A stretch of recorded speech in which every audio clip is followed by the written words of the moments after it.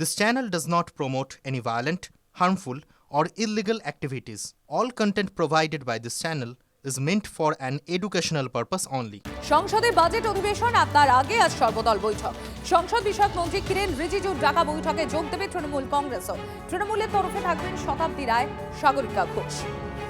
সূত্রে খবর, এসআইআর এবং বাংলার কেন্দ্রীয় বঞ্চনাকে ভোটের আগে বাজেট অধিবেশনে হাতিয়ার করতে চলেছে তৃণমূল কংগ্রেস। আগামীকাল রাষ্ট্রপতির ভাষণের মধ্যে দিয়ে শুরু হবে সংসদের বাজেট অধিবেশন। 1 ফেব্রুয়ারি বাজেট পেশ করবেন নির্মলা সীতারামন।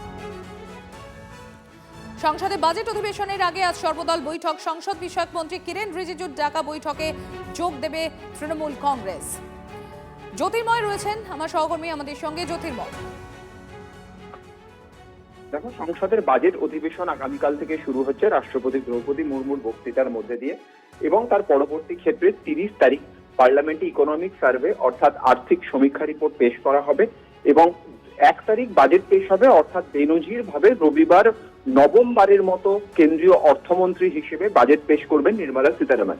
কিন্তু আজ সর্বদল বৈঠকে যে দিকে আমাদের নজর থাকছে তা হচ্ছে বিরোধী দলগুলি, বিশেষত তৃণমূল কংগ্রেস, তারা এই বাজেট অধিবেশনে কোন কোন বিষয় তুলতে চাইছে।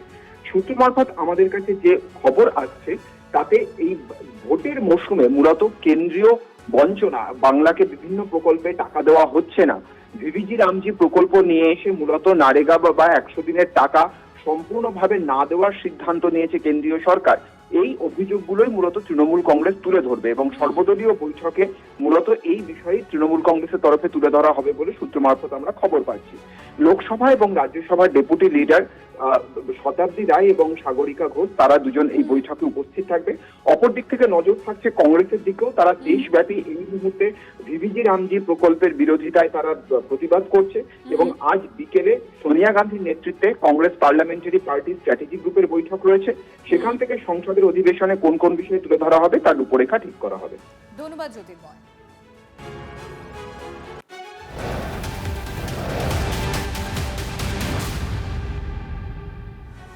এদিকে সপ্তদশ বিধানসভার শেষ অধিবেশন আরো পিছিয়ে গেল। 3রা ফেব্রুয়ারি থেকে শুরু হতে পারে সেই অধিবেশন। 5 ফেব্রুয়ারি পেশ হতে পারে ভোট অন অ্যাকাউন্ট। 5-এর বদলে অধিবেশন শেষ হতে পারে 9 ফেব্রুয়ারি। স্পষ্ট নয় বিধানসভার অধিবেশন পিছনোর কারণ। ফেব্রুয়ারির শুরুতে তৃণমূলে বড় কর্মসূচি থাকার কথা, এখনো শেষ হয়নি ভোট অন অ্যাকাউন্ট তৈরির কাজ। দুটো কারণেই অধিবেশন পিছিয়ে যাচ্ছে বলে সূত্র মারফত খবর।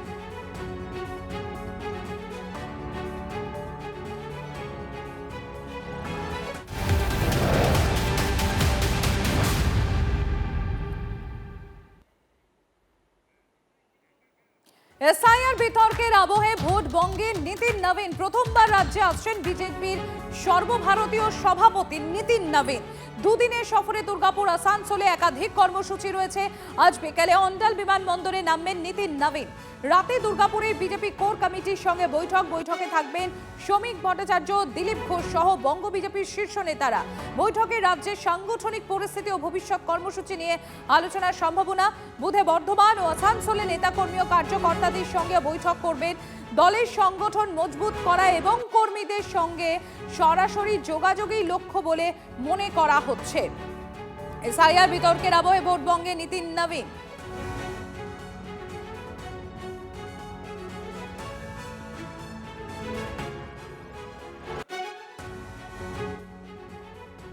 কলকাতার বদলে কেন বর্ধমান রানীগঞ্জকেই বাছলেন বিজেপির সর্বভারতীয় সভাপতি নীতিন নবীন? আমরা এই প্রশ্ন নিয়ে আমার সহকর্মী প্রদীপ্তর কাছে একবার যাব। প্রদীপ্ত, ঠিক এখানেই প্রশ্নটা তো খুব স্বাভাবিকভাবেই উঠে আসছে, ভোটমুখী বঙ্গে এই শহর কলকাতা ছেড়ে বর্ধমান রানীগঞ্জকেই কেন বাছলেন বিজেপির সর্বভারতীয় সভাপতি নীতিন নবীন? দেখো, এক্ষেত্রে অনেকগুলো বিষয় সামনে আসছে। বিজেপির তরফ থেকে যেমন একটা বিষয় উঠে আসছে, তা হলো যে বড় শিল্পের অভাব রয়েছে এই পশ্চিমবঙ্গে, এবং শিল্পায়নের প্রয়োজন রয়েছে, এবং ওই যে এলাকাগুলো অর্থাৎ দুর্গাপুর, আসানসোল, রানীগঞ্জ, বর্ধমান, এটা একটা শিল্পাঞ্চল বলে একসময় পরিচিত ছিল। সেই জায়গা থেকে নীতিন নবীন ওখানে আসছেন, অর্থাৎ বিজেপি এই রাজ্যের জন্য ভারী শিল্প আনতে চায়। সেটা এই সফরের মধ্যে দিয়ে স্পষ্ট হচ্ছে, অন্তত বিজেপি নেতৃত্ব সেই কথা বলছেন। তবে একই সঙ্গে রাজনৈতিক মহলে আরো দুটি বিষয় উঠে আসছে, তা হলো একটি অন্যতম যে গত বছর আমরা দেখেছিলাম যে মোহন ভাগবত তিনি ফেব্রুয়ারি মাসে একাধিক দিন এই বর্ধমান যে এলাকা রয়েছে সেই এলাকার বিভিন্ন অংশে তিনি কর্মসূচি নিয়েছিলেন এবং সাংগঠনিক বৈঠক করেছিলেন। এবং রাষ্ট্রীয় স্বয়ংসেবক সংঘ গত কয়েক বছর ধরে বিজেপির যে সাংগঠনিক এলাকা বলে পরিচিত বর্ধমান বিভাগ, অর্থাৎ বর্ধমান এবং তার লাগোয়া যে এলাকাগুলো রয়েছে আর সেই জেলাগুলোতে বিজেপি রাষ্ট্রীয় স্বয়ংসেবক সংঘ অত্যন্ত ভালো কাজ করার তার সুফল বিজেপি গড়ে তুলতে পারে এবং একটা উর্বর জমি হয়ে রয়েছে। অর্থাৎ বিজেপি নেতৃত্বের বক্তব্য যে তাদেরও একটা শক্তিশালী জায়গা বর্তমান এবং সেই শক্তিশালী জায়গা থেকেই বঙ্গ সফর শুরু করছেন নীতিন নবীন। এবং একই সঙ্গে আরো একটি বিষয় সামনে আসছে, তা হলো ওই যে এলাকা অর্থাৎ দুর্গাপুর, রানীগঞ্জ যে এলাকায় নীতিন নবীনের কর্মসূচি থাকছে। আমাদেরও নজর থাকবে এদিকে। আপাতত তোমাকে ধন্যবাদ। ইতিমধ্যেই আমরা টেলিফোনে যোগাযোগ করতে পেরেছি তৃণমূল কংগ্রেসের রাজ্য সহ সভাপতি জয়প্রকাশ মজুমদার রয়েছেন আমাদের সঙ্গে। জয়প্রকাশ বাবু, কলকাতার বদলে বর্ধমান রানীগঞ্জকে বেছে নিয়েছেন বিজেপির সর্বভারতীয় সভাপতি নীতিন নবীন। এখান থেকে কি মনে হচ্ছে আপনাদের, শিল্পাঞ্চল কি টার্গেট বিজেপি? দেখুন, এইসবের কোনো কথার মূল্য নেই। কোনটা টার্গেট? শিল্পাঞ্চল, রাঢ় অঞ্চল কি কলকাতা, উত্তরবঙ্গ না দক্ষিণবঙ্গ? আসল ঘটনাটা হচ্ছে কে আসছেন? নীতিন নবীন, নবনিযুক্ত সর্বভারতীয় বিজেপির সভাপতি এবং একান্তভাবে একটা রবার স্ট্যাম্প প্রেসিডেন্ট। এর আগে জেপি নাড্ডা ছিলেন এবং আপনারা বলুন, জনগণ বলুন, বিজেপি নিজেরাও বলুন, কাকে বেশি গুরুত্ব দিত? দলের সর্বভারতীয় সভাপতি জেপি নাড্ডাকে না মোদি এবং অমিত শাহকে? এবং তাও জেপি নাড্ডাকে লোকে কিছুটা জানতো, এই নীতিন নবীনকে তো কেউ চেনে না। বিহারের একজন অজ্ঞাত বিধায়ক, তাকে রবার স্ট্যাম্প হিসেবে সর্বভারতীয় সভাপতি করেছে। তিনি আসছেন, তাতে কি এসে গেল? 10টা লোক জানে তার নাম। সেখানে বিজেপিরই কিছু কর্মী যাবে, তারা গিয়ে কথা শুনবে। এতে বাংলার রাজনীতিতে কিছু যায় আসবে না, এইটুকুনি আমরা বলে দিতে পারি। ধন্যবাদ জয়প্রকাশ বাবু।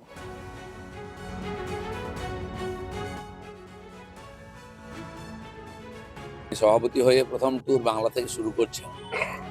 বিজেপি পশ্চিমবাংলাকে কত গুরুত্ব দিয়েছে, পশ্চিমবাংলার পরিবর্তনের জন্য কত বেশি আগ্রহী, সেটার থেকে বোঝা যাচ্ছে। মাননীয় সভাপতি প্রথমবার তার ট্যুর শুরু করলেন পশ্চিমবাংলা থেকে।